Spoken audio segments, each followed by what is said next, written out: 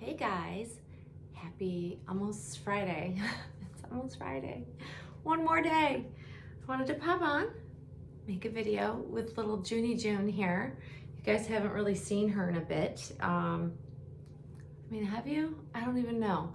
It's hard to keep track because I haven't made a ton of videos lately, so I thought it was overdue for you guys to see little June here, so I figured I would bring her on while I chat with you guys. And it's something that I have thought about so many times. Okay, so let me get into it. So we often think like longevity in the doll community, like will this hobby or will this interest, this love, this passion for these dolls, will it last like a long time, or is it like fleeting for some collectors? And how do you stay in the hobby? Like, it all kind of ties to a lot of people asking me the question of how have you stayed in this hobby so long without it getting stagnant, without it getting boring, especially because you guys don't see me bringing home new dolls all the time. So what is it that keeps me going and moving forward? And some of that has to do with like the purchasing of things, accessories, buying the fun things for the dolls. But really, at the end of the day, for me, the biggest thing that keeps me going, moving forward, is that I actually can stop and pause when I start to get that wee bit of boredom or annoyance, or things aren't going in a way that I want the hobby to go, or I just, I've just been doing it for so long that, boredom, I guess, losing interest. It happens to all of us with everything we have passion for, every hobby. Like, I think that that's normal ebbs and flows, and whether or not that means that you're not a long-term doll collector and you may decide that, you're not going to do this for forever, or like me, you could be erring on the side of like, I've been doing this for easily more than 25 years now. Crazy. It's been more than 25 years. And for me, even though I go through those moments of feeling like, oh, I need a break. Oh, I'm kind of sick of this. Or there are times where I log onto Instagram and I go, gosh, I'm just sick of seeing the same dolls over and over again. It could be as simple as that. And then I'm thinking to myself, like, am I getting to a point where I don't have the interest in the hobby? Or is this just a fleeting moment? And every time it seems to have been, obviously, because I'm still here, that it's just a fleeting moment and that I just need to take a pause. And it doesn't necessarily mean I need to take a break. But for me, in my head, it goes to, my dog is literally like circling. You ever see, they're trying to make it more comfortable, and I've got baby blankets, and she's just making a mess of them, and it's killing me inside. My OCD, and she's literally made a mess and then piled herself on top of it like a cake topper. Anyways, I digress. Like, off in a ditch I go, like bright shiny thing over there. But here's what it boils down to for me. Like, when I get these moments of like, oh gosh, I'm kind of sick of it, and there are times I just get flat out sick of dolls. Right? I get overstimulated. That happens a lot when I spend too much time doing dolly things and I don't pace myself. It's just me as a human. I get overwhelmed very easily and overstimulated with dolls, and then I just need like a total break from that. That happens often. And I know enough now that it's a warning that I need to have less exposure, spend less time online on Instagram looking at the doll accounts, just spend less time doing dolly things, and that like balances that out. But in those moments, what makes me, like, early on I would think, oh, I could live without dolls. Can you live without dolls? If you stop and think about it, when you have these moments of like, is the hobby really for me long term? That's when I stop and go, okay, can I live without these dolls? And a long time ago, I'm like, yeah, I could live without these dolls. And I sold every single one that I had. It was right after the Rose Doll Show. And I came back so overstimulated that I wanted nothing to do with dolls. I was totally put off by them. I literally sold them all and could not wait to get them out of my house and be done with it because I was that overstimulated. That was the first time that had really ever happened to that extent.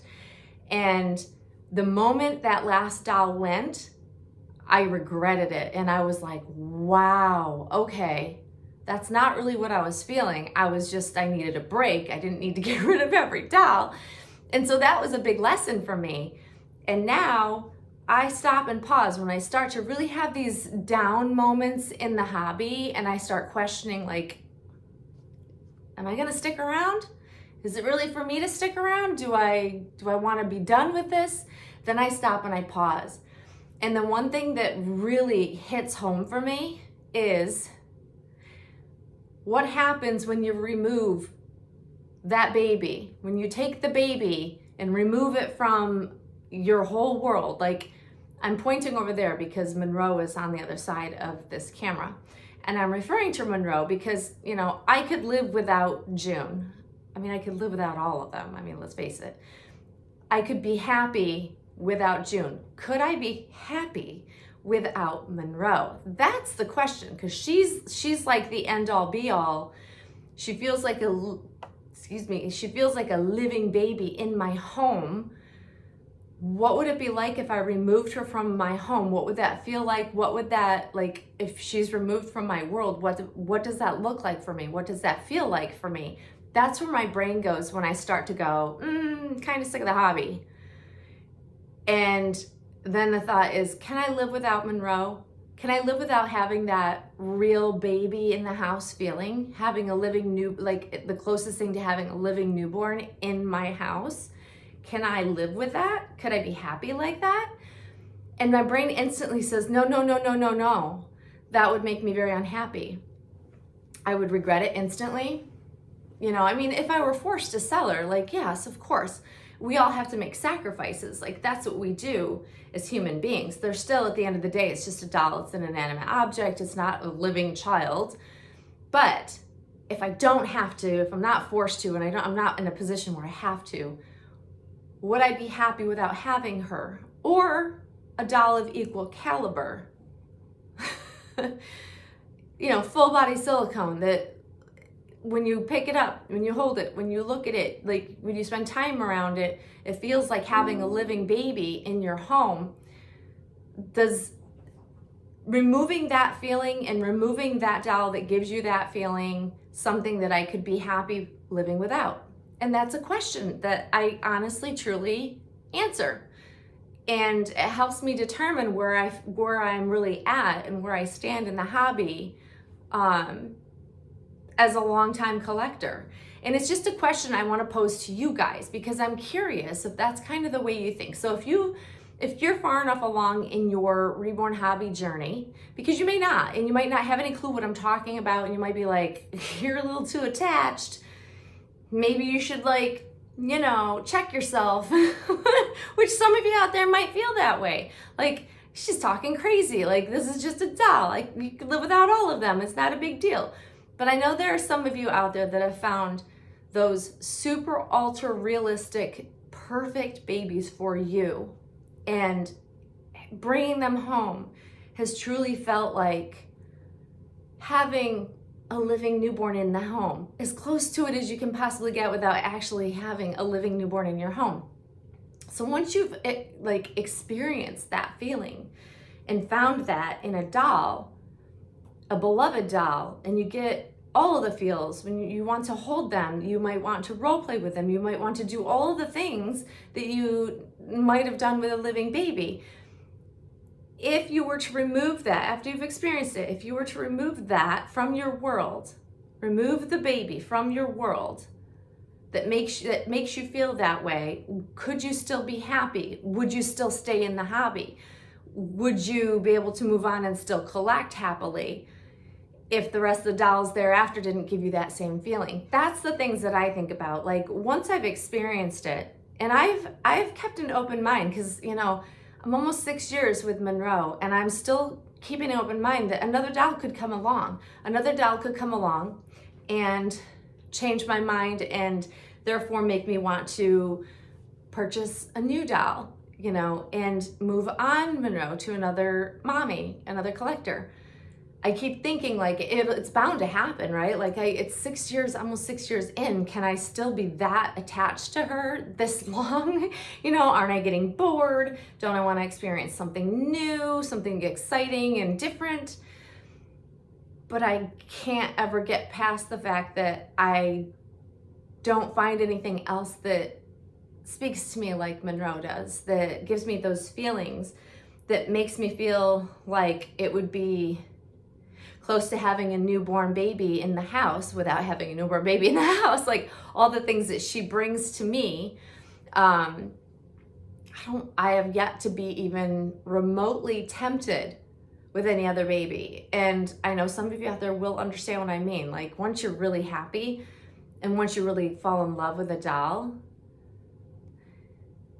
this type of long-lasting attachment and enjoyment from Monroe is just like, I can't fathom it with any other doll. Doesn't mean it won't happen. I mean, shoot, I'd be crazy to think it would never happen again.